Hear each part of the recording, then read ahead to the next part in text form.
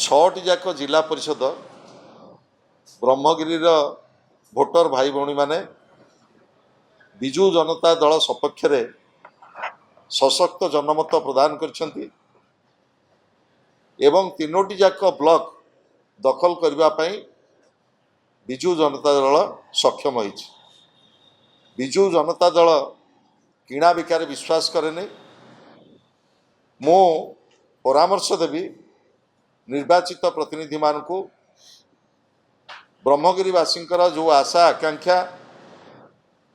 रही जो से माने भोट प्राप्त होइछंती चिलिका उपरे सेतु करिबा पई जो प्रतिश्रुति देइछंती ताको पूर्ण करंतु।